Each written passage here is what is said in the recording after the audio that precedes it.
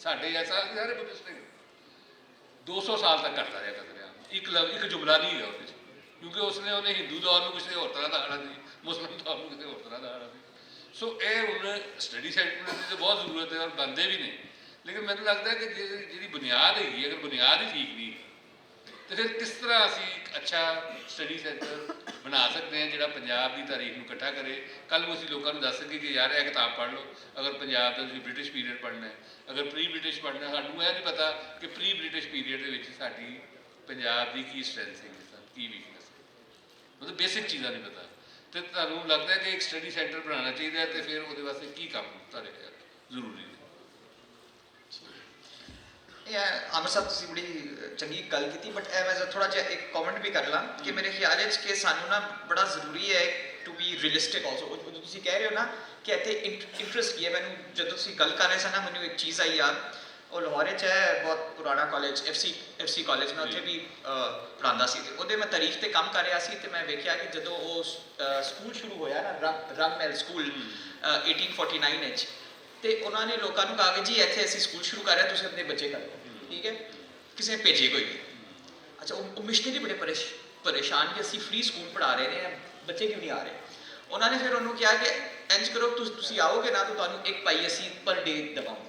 ਅੱਛਾ, 4-5 ਬੱਚੇ ਹੋਰ ਆ ਗਏ, ਉਹਨਾਂ ਨੇ ਕਿਹਾ ਫਿਰ ਵੀ ਅਸੀਂ ਇੱਥੇ 6 ਬੈਠੇ ਨੇ ਅਤੇ 5 ਬੱਚੇ, ਮਤਲਬ ਇਹ ਸਟੂਡੈਂਟ ਟੀਚਰ ਰੇਸ਼ੋ ਇਨ ਮਾਡਰਨ ਪਾਰਲਾਂਸ ਖਰਾਬ ਹੋਇਆ। ਅੱਛਾ, ਉਹਨਾਂ ਨੇ ਫਿਰ ਕਿਹਾ ਜੀ ਕੀ ਸੋਚੀਏ ਕੀ ਕਰੀਏ। ਉੱਥੇ ਫਿਰ ਕੀ ਹੈ ਸਾਡਾ ਜੇ ਲਾਹੌਰ ਦਾ ਕਮਿਸ਼ਨਰ ਸੀ ਉਹ ਉਹਨਾਂ ਦੇ ਕੋਲ ਆਇਆ, ਉਹਨਾਂ ਨੇ ਕਿਹਾ ਇਹਨੂੰ ਬੋਲੋ ਕਿ ਤੁਸੀਂ ਸਕੂਲ ਆਓਗੇ ਨਾ ਬਾਅਦ ਵਿੱਚ ਗਵਰਨਮੈਂਟ ਵਿੱਚ ਨੌਕਰੀ ਮਿਲੇਗੀ। ਅਤੇ ਉਹਨੇ ਜਦੋਂ ਕਿਹਾ ਨਾ ਨੌਕਰੀ ਮਿਲੇਗੀ ਅਤੇ 3 ਸਾਲ ਵਿੱਚ 500 ਬੱਚਾ ਆ ਗਿਆ, ਠੀਕ ਹੈ।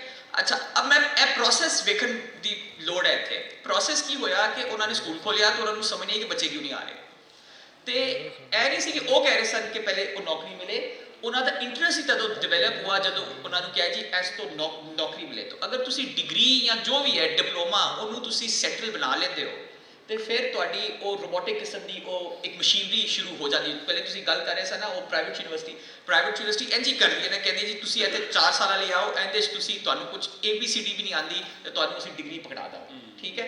ਅਤੇ ਇਹ ਅਸੀਂ ਆਪ ਹੀ ਫਰੋਗ ਦੇ ਰਹੇ ਨੇ, ਆਪ ਹੀ ਇਹਨੂੰ ਅਸੀਂ ਫੋਕਸ ਕਰ ਰਹੇ ਨੇ। ਅਤੇ ਰਿਐਲਿਟੀ ਸਾਡੀ ਹੈ, ਮਤਲਬ ਆਈ ਫੁਲੀ ਅਗਰੀ ਜੋ ਇਮਦਾਦ ਸਾਹਿਬ ਨੇ ਗੱਲ ਕੀਤੀ ਹੈ। ਮੁਸੀਬਤ ਇਹ ਵੇ ਕਿ ਕੋਈ ਇਹ ਮੰਨਣ ਨੂੰ ਤਿਆਰ ਹੀ ਨਹੀਂ, ਠੀਕ ਹੈ। ਨਾ ਇੱਥੇ ਸ਼ੌਕ ਹੈ, ਠੀਕ ਹੈ, ਨਾ ਇੱਥੇ ਕੋਈ ਉਹਦੇ 'ਚ ਉਹ ਹਿੰਦੀ ਦਾ ਵੀ ਲਫ਼ਜ਼ ਹੈ ਪ੍ਰਯਾਸ ਕਿ ਯੂ ਟਰਾਈ। ਇੱਥੇ ਉਹ ਟਰਾਇਲ ਦਾ ਕਨਸੈਪਟ, ਇੱਥੇ ਕੋਈ ਅੰਡਰਸਟੈਂਡਿੰਗ ਦਾ ਕਨਸੈਪਟ, ਅਸੀਂ ਸਭ ਕੁਝ ਰੀਇਨਵੈਂਟ ਕਰ ਸਕਦੇ ਹਾਂ, ਉਹਦੇ 'ਚ ਕੋਈ ਮੁਸ਼ਕਿਲ ਨਹੀਂ। ਅੱਜ ਤੁਸੀਂ ਬੋਲੋ ਤੁਸੀਂ ਅਗਰ ਇੰਡੀਆ ਜਾਓ ਨਾ ਤਾਂ ਉੱਥੇ ਉਹ ਟੈਗੋਰ ਸਾਹਿਬ ਨੇ ਯੂਨੀਵਰਸਿਟੀ ਬਣਾਈ ਸੀ ਸ਼ਾਂਤੀ ਨਿਕੇਤਨ, ਉੱਥੇ ਡਿਗਰੀ ਨਹੀਂ ਹੈ, ਉੱਥੇ ਕਿਆ ਕਹਿੰਦੇ ਕੰਪਿਊਟਰ ਲੋਕਾਂ ਨੂੰ ਸਿਖਾਉਂਦੇ ਨੇ, ਕਲਾਸ ਵਰਕ ਨਹੀਂ ਹੁੰਦਾ, ਉਹ ਵੱਖਰੀ ਸ਼ੈ, ਠੀਕ ਹੈ, ਉਹ ਚੱਲ ਰਹੀ ਹੈ, ਉਹਨੂੰ 100 ਸਾਲ ਹੋ ਗਏ ਨੇ, ਅਸੀਂ ਕਰ ਸਕਦੇ ਹਾਂ। ਮਸਲਾ ਇਹ ਹੈ ਕਿ ਉਹਦਾ ਇੰਟਰਸਟ ਕਿਸੇ 'ਚ ਨਹੀਂ, ਠੀਕ ਹੈ। ਔਰ ਆਮਰ ਸਾਹਿਬ ਤੁਹਾਨੂੰ ਤਾਂ ਬੜਾ ਪਤਾ ਹੈ ਕਿ ਜਦੋਂ ਪੰਜਾਬ ਯੂਨੀਵਰਸਿਟੀ ਬਣੀ ਸੀ ਉਸ ਤੋਂ ਪਹਿਲੇ ਕੀ ਡਿਸਕਸ਼ਨ ਹੋ ਰਿਹਾ ਸੀ, ਇਹਨੂੰ ਓਰੀਐਂਟਲ ਯੂਨੀਵਰਸਿਟੀ ਬਣਾਵਾਂਗੇ, ਇਹਨੂੰ ਬਣਾਵਾਂਗੇ ਜਿੱਥੇ ਇੱਧਰ ਦੀ ਸਕਾਫਤ ਦੇ ਬਾਰੇ ਗੱਲ ਹੋਏਗੀ। ਉਹ ਆਫਕੋਰਸ ਪੰਜਾਬੀ 'ਤੇ ਤਾਂ ਉੱਤੇ ਫੋਕਸ ਕੋਈ ਨਹੀਂ ਸੀ, ਬਟ ਉਹ ਫਾਰਸੀ ਅਤੇ ਅਰਬੀ ਅਤੇ ਸੰਸਕ੍ਰਿਤ ਅਤੇ ਉਹਦੇ 'ਤੇ ਫੋਕਸ ਕਰ ਰਹੇ ਸਨ। ਸਾਰੇ ਲੋਕਲ ਬੰਦੇ ਗੋਰੇ ਨੂੰ ਪੈ ਗਏ, ਉਹ ਹੈ ਕਿ ਤੁਸੀਂ ਸਾਨੂੰ ਪੜ੍ਹਾ ਰਹੇ ਹੋ, ਸਾਨੂੰ ਤਾਂ ਨੌਕਰੀ ਚਾਹੀਦੀ ਹੈ, ਸਾਨੂੰ ਇਹ ਨਹੀਂ ਚਾਹੀਦਾ ਕਿ ਅਸੀਂ ਅੰਡਰਸਟੈਂਡ ਕਰੀਏ ਆਪਣੀ ਹਿਸਟਰੀ ਔਰ ਕਲਚਰ ਨੂੰ। ਅਤੇ ਇੱਥੇ ਮੁਆਸ਼ਰੇ ਦਾ ਬਹੁਤ ਇੱਕ ਗਹਿਰਾ ਤਾਲੁਕ ਹੈ ਕਿ we need to really understand ਕਿ ਵਾਟ ਡਿਲੀਵਰਸ, ਉਹ ਜੇ ਮਾਡਰਨ ਪਾਰਲਾਂਸ ਹੈ। ਦੂਜੀ ਗੱਲ ਇਹ ਜੋ ਮੈਂ ਪਹਿਲੇ ਵੀ ਕਹਿ ਰਿਹਾ ਸੀ ਕਿ ਵੀ ਕੈਨ ਨਾਟ ਗੋ ਬੈਕ। ਅਸੀਂ ਇਹ ਨਹੀਂ ਕਹਿ ਸਕਦੇ ਕਿ ਅੱਜ ਤੋਂ 300 ਸਾਲ ਪਹਿਲੇ ਬੜੇ ਹਾਲਾਤ ਚੱਲ ਗਏ ਸਨ, ਅਸੀਂ ਉੱਥੇ ਪਹੁੰਚ ਜਾਣ।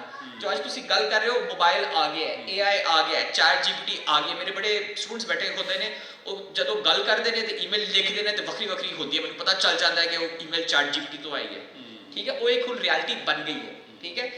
ਇਸ ਵਾਸਤੇ ਸਾਨੂੰ ਬੜਾ ਕੋਸ਼ਿਸ਼ ਕਰਨੀ ਚਾਹੀਦੀ ਹੈ to really be serious about this. ਅਤੇ ਇੱਧਰ ਉੱਧਰ ਨਾ ਕਿ ਅਭੀ ਉਹ ਅਬਦੁਲ ਕਾਦਰ ਸਾਹਿਬ ਕਹਿ ਰਹੇ ਸਨ ਕਿ ਜੀ ਚਲੇ ਅਗਰ ਅਮਰੀਕੀ ਤਰਜ਼ ਹੀ ਸਾਨੂੰ ਆ ਜਾਏ, ਸਾਨੂੰ ਉਹ ਵੀ ਨਹੀਂ ਆਉਂਦੀ, ਅਸੀਂ ਆਪਣੀ ਵੀ ਚਾਲ ਛੱਡਤੀ ਹੈ ਅਤੇ ਬਾਹਰਾਂ ਵਾਲੇ ਵੀ ਨਹੀਂ ਉਹ ਸਿੱਖ ਸਕਦੇ। ਮੈਂ ਆਪਣੀ ਕਲਾਸ ਵਿੱਚ ਕਹਿੰਦਾ, ਪਾਕਿਸਤਾਨ ਸਟੱਡੀਜ਼ ਮੈਂ ਲਾਸਟ ਸਮੈਸਟਰ ਪੜ੍ਹਾ ਰਿਹਾ ਸੀ, ਮੈਂ ਬੱਚਿਆਂ ਨੂੰ ਕਹਾ ਜੀ ਮੈਨੂੰ ਉਰਦੂ ਵੀ ਆਉਂਦੀ ਹੈ, ਪੰਜਾਬੀ ਵੀ ਆਉਂਦੀ ਹੈ, ਪਸ਼ਤੋ ਵੀ ਆਉਂਦੀ ਹੈ, ਅੰਗਰੇਜ਼ੀ ਵੀ ਆਉਂਦੀ ਹੈ, ਤੁਹਾਡੇ ਕੋਲ 4 ਆਪਸ਼ਨਸ ਨੇ, ਤੁਸੀਂ ਕਿਸੇ ਵੀ ਲੈਂਗੁਏਜ ਵਿੱਚ ਆਪਣੇ ਪੇਪਰ ਕਰ ਲਓ, ਠੀਕ ਹੈ।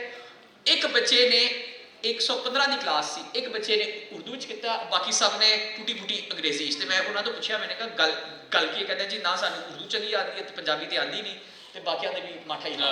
ਤਾਂ ਇਹਦੇ 'ਚ this is the reality we are at, ਠੀਕ ਹੈ।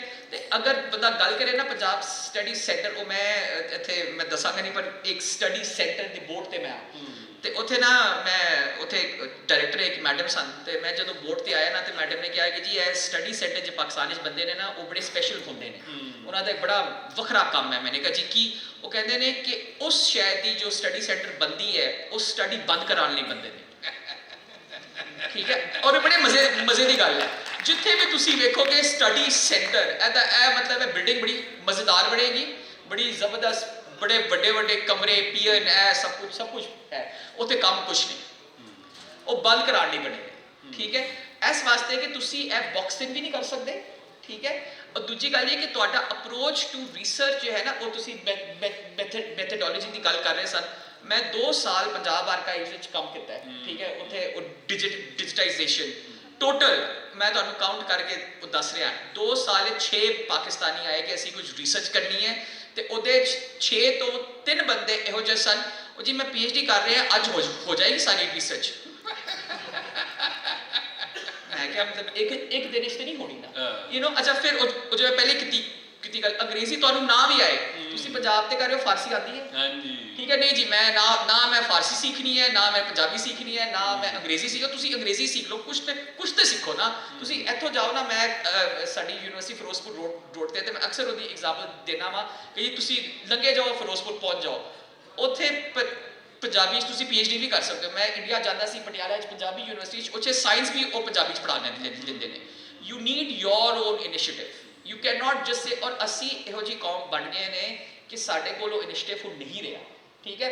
ਅਸੀਂ ਪੰਜਾਬੀ ਸਟੱਡੀ ਸੈਂਟਰ, ਮੈਂ ਆਪਣੀ ਯੂਨੀਵਰਸਿਟੀ 'ਚ ਅੱਜ ਡਿਕਲੇਅਰ ਕਰਦਾ ਜੀ, ਅਸੀਂ ਜੀ ਪੰਜਾਬੀ ਸਟੱਡੀ ਸੈਂਟਰ ਲਾਹੌਰ 'ਚ ਬਣਾ ਲਾਂਗੇ। ਉੱਥੇ ਕੰਮ ਕੌਣ ਕਰੇਗਾ ਆ ਕੇ? ਬੰਦਾ ਬੋਲੇਗਾ ਨਹੀਂ ਯਾਰ, ਇਹ ਮੈंने ਨਾ 3 ਪੇਜ ਲਿਖੇ ਨੇ, 2 ਕਾਪੀ ਕੀਤੇ ਨੇ, ਇੱਕ ਮੈਂ ਜ਼ਰਾ ਮਾਠਾ ਜਿਹਾ ਕੰਮ ਕਰ ਲਿੱਤਾ ਹੈ।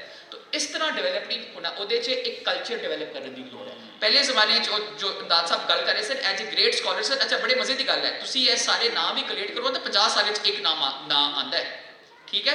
ਉਹਨਾਂ ਦੇ ਨਾਲ ਇੱਕ ਪੂਰੀ ਇਕੋਸਿਸਟਮ ਬਣਦਾ ਸੀ, ਠੀਕ ਹੈ। ਉਹ ਅੱਜ ਨਹੀਂ ਹੈ, ਤੇ ਤੁਸੀਂ ਕਿੱਥੇ ਵੀ ਇਹ ਫੋਕਸ ਨਹੀਂ ਕਰਦੇ, ਕਿੱਥੇ ਵੀ ਇਹ ਪ੍ਰयास नहीं करते कि वो कल्चर बनाए। एक उस्ताद ते एक शागिर्द का जो रिलेशनशिप है, बड़े लोग कहते हैं जी पुराने ज़माने च ऐसी हद बंदे नहीं अज किसी ने, ठीक है, डिवेलप करो। क्यों नहीं करते? क्योंकि साढ़े प्रोफैसर अक्सर ऐ करते हैं, क्लास मेरी 3 से 4 बजे तक है, 4:15 बजे मैंने जाना है घर, मेरे बच्चे रो रहे हैं तो मेरा ऐ हो रहा है तो ऐ हो रहा है, ठीक है। स्टूडेंट क्या कहता है कि जी वो नहीं, मेरे जी ए डिग्री मैनू चाहिए ए, इस तो अगे मैं नहीं कल नहीं। मैं तो एग्जाम्पल दे, मैं भी एक ग्रेजुएट कोर्स अपनी यूनिवर्सिटी पढ़ाया है, तो बच्चों का फाइनल पेपर सी, तो उन्होंने को 4 महीने मिले सर पेपर लिखने लिए। काफ़ी बच्चों ने कहा जी वो मैं ना वो PITB ते थोड़ा जिहा काम कर रहे थे, मैंने उन्होंने ईमेल की, जवाब नहीं आया। तो मैं कहा फिर तुसी गए, एक ही बिल्डिंग के असीं रहिंदे ने, ठीक है। मैं कहा तुसी गए, तुसी गलबात की, वही जो इमदाद कह रहे ना, पर्सनल कनैक्शन, गए नहीं जाना तो कोई नहीं सी, नो एफर्ट, ठीक है। तो एफर्ट जदों तुसी नहीं उहदे च पाओगे, तुसी थोड़ा जिहा नहीं करो, तुसी वो किस भी लैंग्वेज लिख लो, इट विल नॉट सक्सीड। अच्छा, और आखिरी गल ਇਹ ਗੱਲ नहीं कि ਇਹ कभी होया नहीं, तुसी 100 साल पहले देखो उर्दू च बड़ी जबरदस्त किताबां ने लाहौर च पब्लिश हुई ने, ठीक है। तुसी बाकी ज़बानां च वेख लो, it is not the case कि अज अंग्रेजी ही साडी लोड़ है। असी अक्सर ना अंग्रेजी करके बड़ा टाइम ज़ाया कर देंदे ने। तुसी अज भी किसी भी लैंग्वेज च लिखो, लोग पढ़नगे, तुसी कम ते करो ना, ਉਹਦੇ 'ਚ ਉਹ ਕਲਚਰ ਬਣਾਉਣਾ ਬੜਾ ਜ਼ਰੂਰੀ ਹੈ। ਉਹ ਅਸੀਂ ਖੋਤਾ ਹੈ ਤੇ ਅਸੀਂ ਉਹਨੂੰ ਰੀਕ੍ਰੀਏਟ ਕਰਨਾ ਚਾਹੁੰਦੇ ਆ ਅਕੋਰਡਿੰਗ ਟੂ ਦ ਪਾਸਟ, ਉਹ ਕਦੀ ਨਹੀਂ ਬਣ ਸਕਦਾ। ਅਸੀਂ ਪ੍ਰੈਜ਼ੈਂਟ ਤੇ ਫਿਊਚਰ ਵਿੱਚ ਨੂੰ ਵੇਖ ਕੇ ਉਹ ਨਵਾਂ ਇੱਕ ਕਲਚਰ ਬਣਾਉਣਾ ਪਏਗਾ, ਨਵੀਂ ਤਰਜ਼ ਨਾਲ ਬਣਾਉਣਾ ਪਏਗਾ ਤਾਂ ਕਿ ਅਸੀਂ ਅੱਗੇ ਵੱਧ ਸਕੀਏ।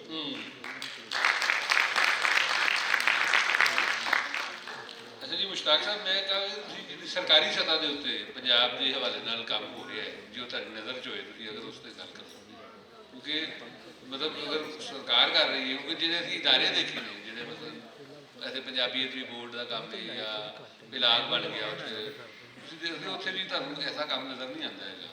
मतलब कि ज़्यादातर काम जिहड़ा हैगा ने, इरफान कह रहे कि शायरी ते लगे रहंदे ने सारे। ते तुहानूं की लगता है कि मतलब पंजाब के हवाले नाल जिहड़ा रिसर्च है, मतलब जिहड़ी टैक्सट बुक्स ने उहदे विच असीं कुछ कहंदे नहीं हैगे। मतलब मैं अपने मुताबिक मैं कहना कि मैनूं BA 3rd ਈਅਰ ਜਾ ਕੇ ਪਤਾ ਚੱਲਿਆ ਸੀ ਕਿ ਪੰਜਾਬ ਤੇ ਅੰਗਰੇਜ਼ਾਂ ਨੇ ਕਬਜ਼ਾ 1849 ਚ ਕੀਤਾ 3rd ਈਅਰ ਜਾ